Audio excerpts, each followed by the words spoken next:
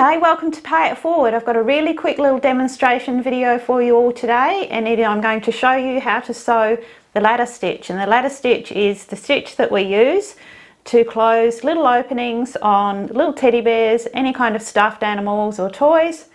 It's a very important stitch to know, and I'm going to show you all how it's done nice and up close. So let's get sewing.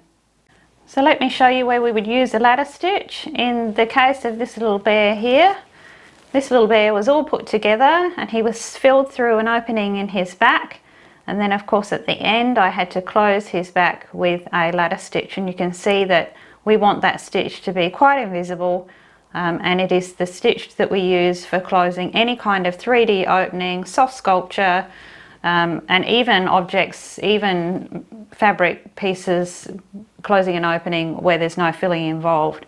The ladder stitch is what we use. And sometimes it's called a slip stitch, an invisible stitch, but in the teddy bear industry we call it a ladder stitch, and I'm going to be demonstrating for you today on a little teddy bear arm. So here we have my little teddy bear arm, and it's all filled and it's ready to have that little opening closed. Now the first tip I'll give you is that if you're making any kind of stuffed animal or stuffed object, wherever possible, before you assemble your pieces to put your little item together, try and do a little stay stitch on each side of your little openings while you have your pattern pieces out flat on the machine. So I've done there, you can see it's a very close, quite shallow little zigzag on each of those opening spaces.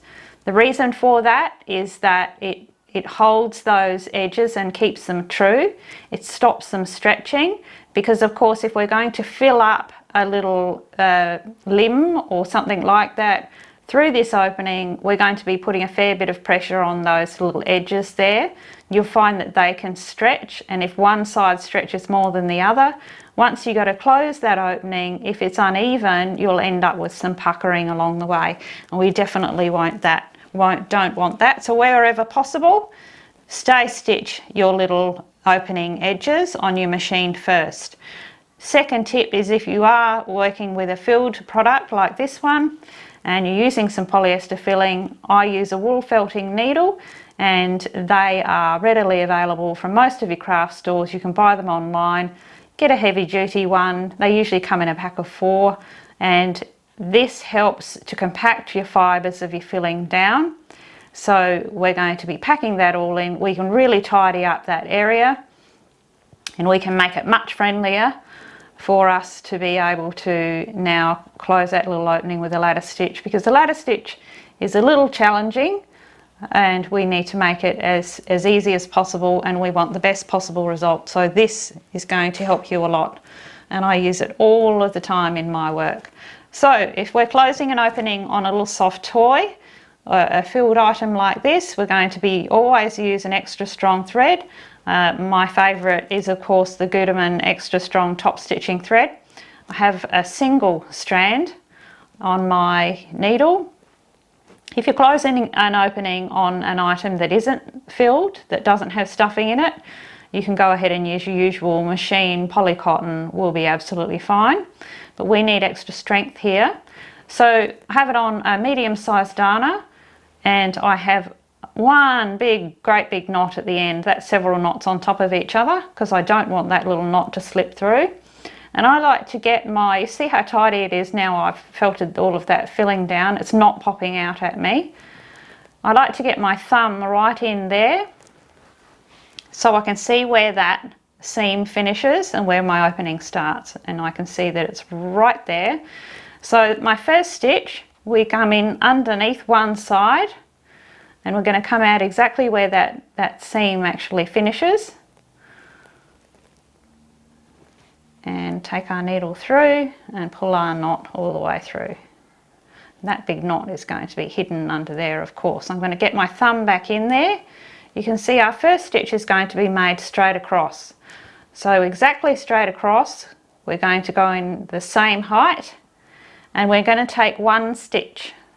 So our first stitch travels down, and we're going to keep them all the same, and it's also the same seam allowance as we've done on our little project, which in my case is about 4mm. So you can see our first stitch there, and as I pull that in already, that's going to start closing that opening. So I move my thread out of the way, and I'm going to go back into the same hole that I came out of in the beginning, and I'm going to travel the same distance down on the other side as I did on this one. And it's very important to keep your stitches the same. And I'm going to give that a little pull, and while I'm pulling, I'm squeezing that seam together. It's going to pop open a little each time you go to make another stitch, but that's fine. We need to be compressing it as we go though. So again, I'm going to go back into the same hole that I just came out of on the opposite side. I'm going to travel down it a little further to make my next stitch, making sure that I keep them all the same.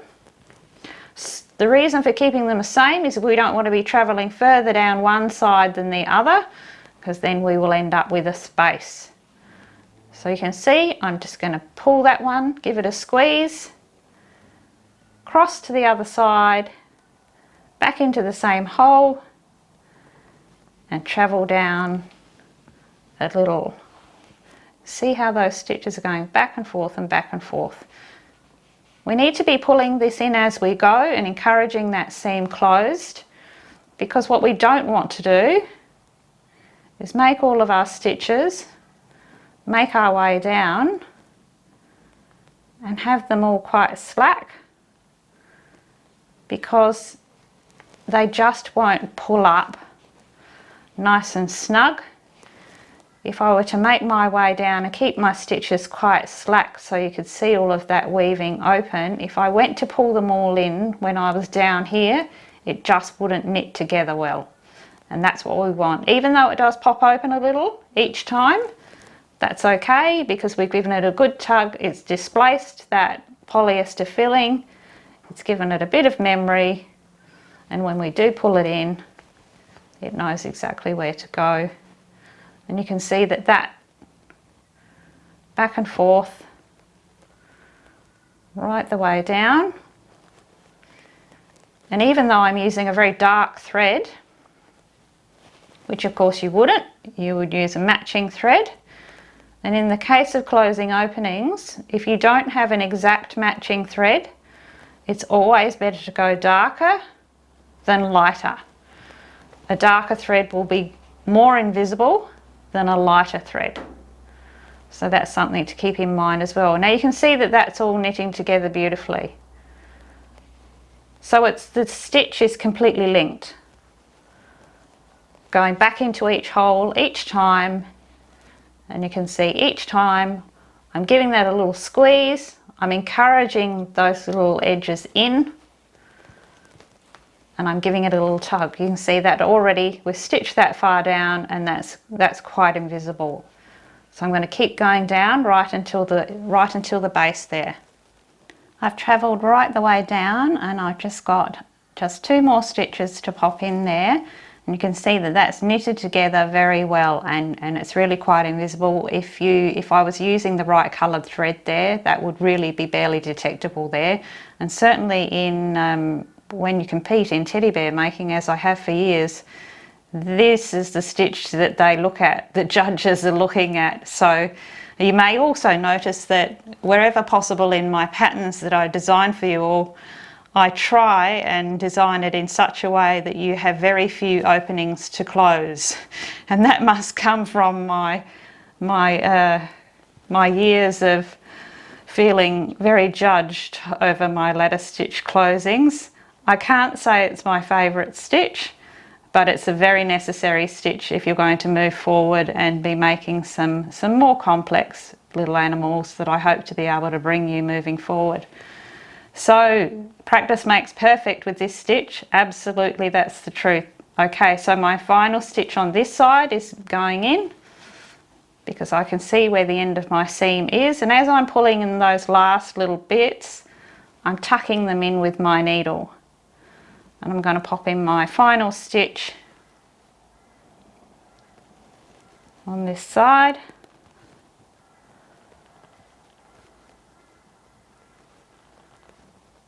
My needle is opposing me.